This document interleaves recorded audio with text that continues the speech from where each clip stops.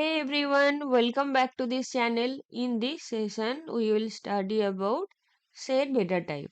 Okay, we have already completed list and tuple, and now we will learn about set. Now, first, how to create an empty set using the set function. How to create an empty list can be created using list function.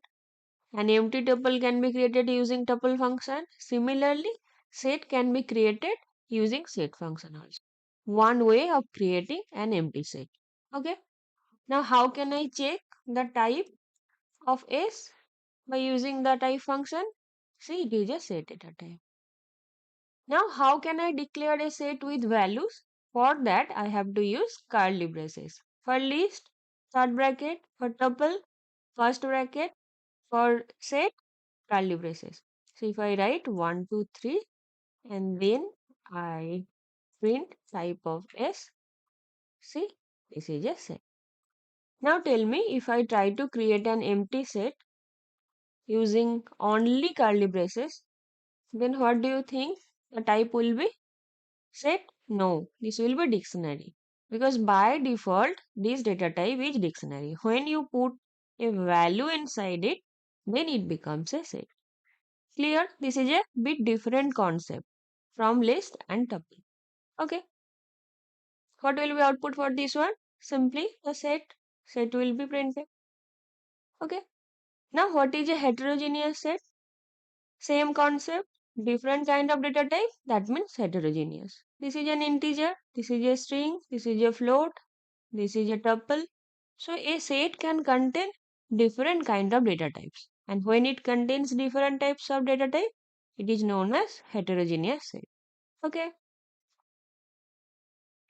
Next, set is unordered. Unordered means it doesn't maintain any order of the elements. Here I have written a set 314159. Now if I run it, this is not printed in an order. If I run it again, it may again change. Okay. So it never maintains any order. List and tuple both are ordered, but set is unordered. Okay. Now next, set contains only unique elements. This is also a difference from list and tuple. Duplicate elements can be stored, but in set, only unique elements. Here I have written 4 twice, but see if I run it, 4 is only once. Clear? So suppose I write 2, 2, 2, 2 many times. Only one time 2 will be taken. Only unique elements. Set cannot contain any duplicate elements. Okay. Next, sets are mutable. Do you remember mutability? Lists are mutable. That means it can be modified. Tuples are immutable. That means it cannot be modified. But sets are mutable. That means it can be modified. Elements can be added or elements can be removed. Okay. Now see how we can add an element in set by using the add function. Now if I run it, okay, first let me run this one. Now if I run it, the set was 1, 2, 3 before. Now 4 has been added. Clear? Set cannot have multiple items. 3, 4. What is this? A list in third bracket. Now set cannot have multiple items. List is a mutable item. So now if I want to try this, see this will be an error. So set cannot have mutable data type. But if I write this one, then do you think it will run? Yes, because set can have only non-mutable items. Okay. Next, dynamic size. Dynamic size means beforehand you don't need to explicitly mention the size of the set. Okay, here I have taken a set 1, 2, 3. Now if I use the add function, 4 will be added. Again 5 will be added. If I want to remove 2 will be removed. So simply we can say that set is dynamic. Okay. Next, what about indexing? List can be indexed, tuples can be indexed, but set cannot be indexed. Why? First, we have studied it is unordered. So if it doesn't follow any order, then how you can fetch this using indexing? That is why sets do not support indexing. If I try to print this one, dynamic set 0, let me first run this. Dynamic set is 1, 2, 3. Now if I try to print the first element of the dynamic set, it will show as an error. What? Set object is not subscriptive. Because set it doesn't follow indexing. So you cannot access the element of set using indexing or slicing. Clear? Now next, I have taken a set that contains apple, banana, cherry. What is this? String. Now if I try to print banana in set, then what do you think the output will be? This will be true. So you can say that membership operator can be applied on set. If I print jackfruit in set, then what do you think the output will be? False. If I write not in, then it will become true. Say true. Okay. So membership operator can be applied on set. Next, tell me what will be the output? Just learn 5 will be added to the set. Clear? Now tell me if I write 5 comma 6, then what will be the output? See, there will be an error because add takes exactly one argument. Now I want to add more than one. How can I do it? For list, what function do we use? You remember? Extend function.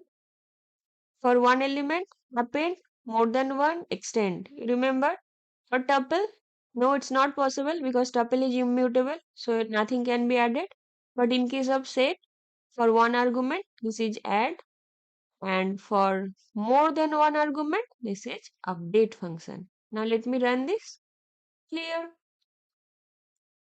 Next, as set is mutable, set can be deleted.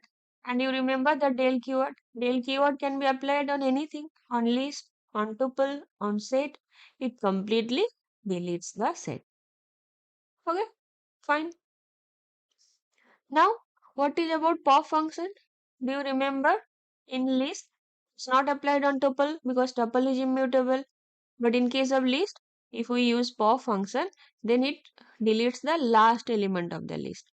Because list is ordered, that's why it deletes the last element. If you provide nothing in the arguments. And if you provide any value, then it deletes the exact value from the list.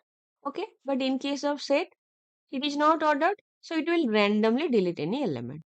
And the number it has deleted will show as the output. Okay. Next. Next is the discard function. Discard function deletes the exact value. If I run it, then see what happens. Pop has deleted 1, discard has deleted 2. So the remaining set 3 and 4. Now if I write 5, then do you think this will show as an error? No, it will not show as an error. It will ignore. If it is there, it will be removed. If the value is not there, it will be ignored. Simple. Now next is remove. If I copy this and now I want to s dot remove 3. So what will happen? 3 will be removed. Let me print s. See, 3 is removed. 1 to 4 remaining. Then what is the difference between discard and remove? Let me show you. If I write 5, then it will show an error.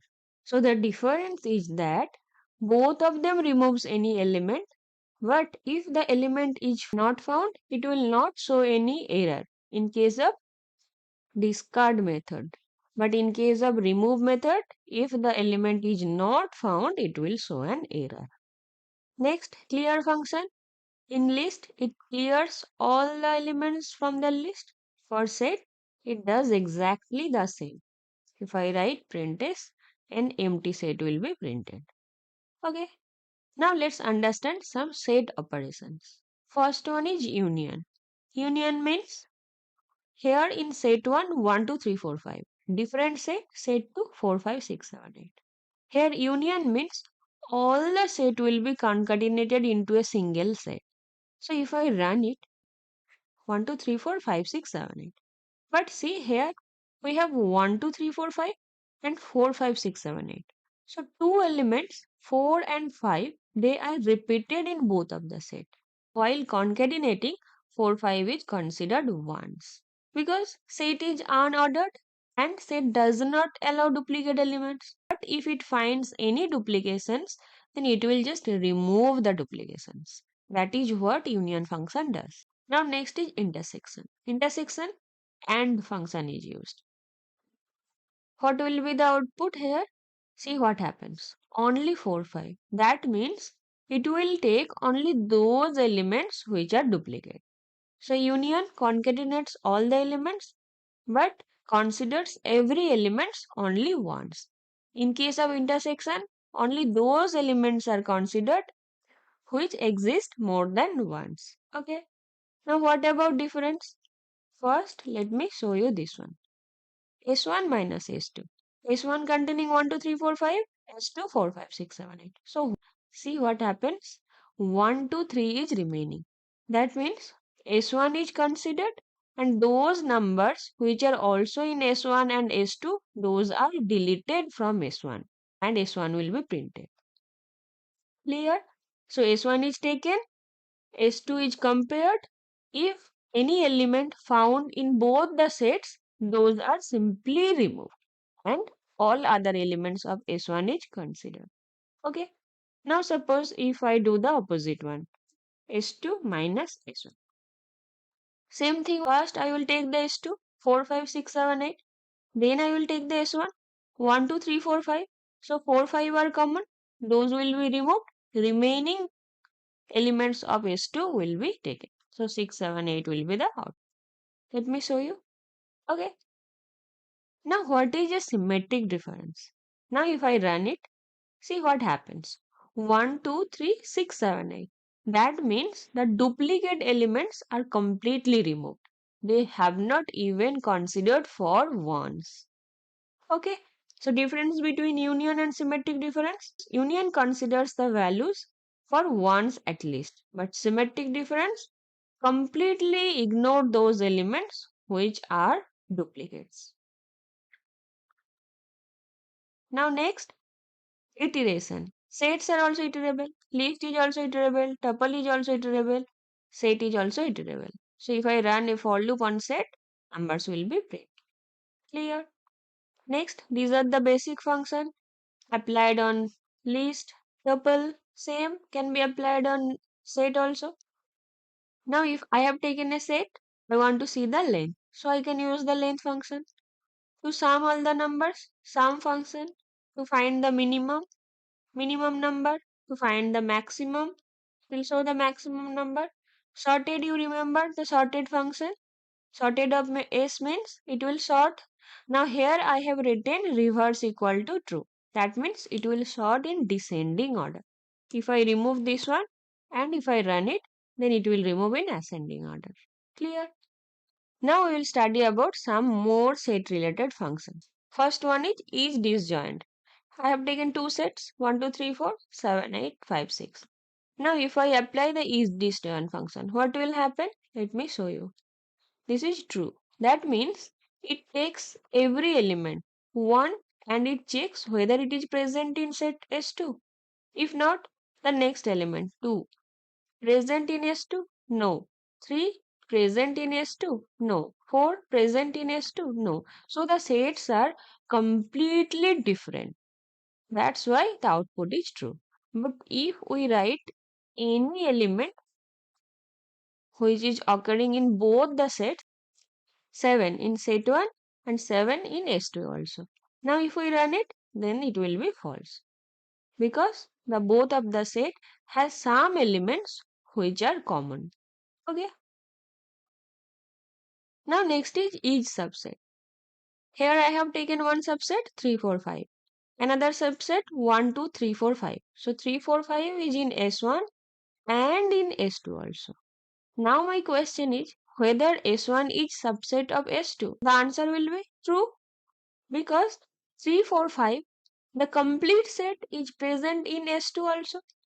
Okay. Now if I write something 7, then 7 is not present in S2, so the output will be false. Okay. If and only if all the elements of one set is present in the another set, then we can say that the first set is the subset of the second set. Clear? Superset.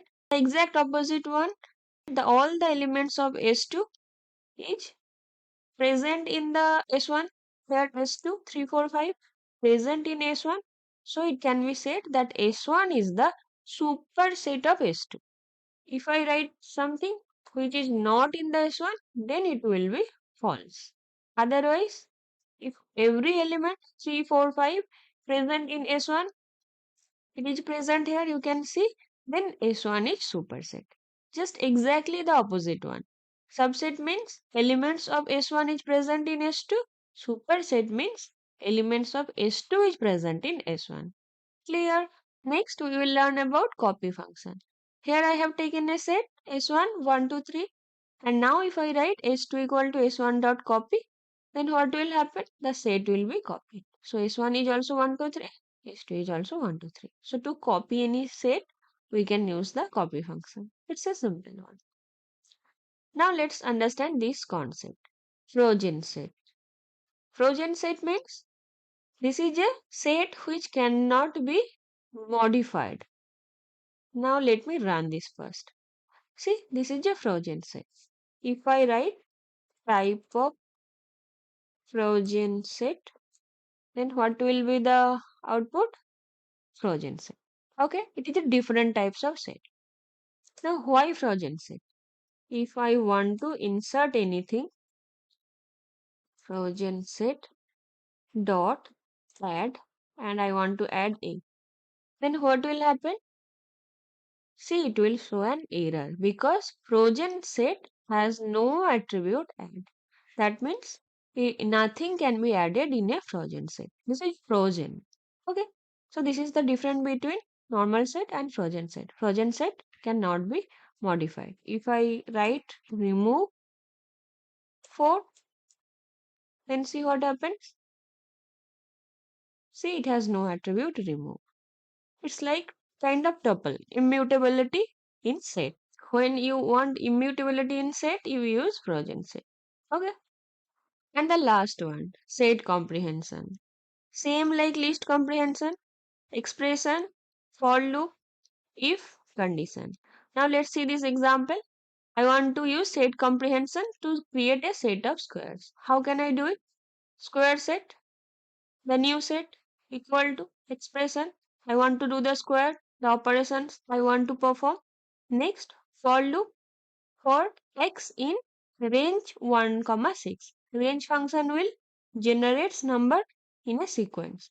So 1, 2, 3, 4, 5 will be generated and all these numbers will be squared.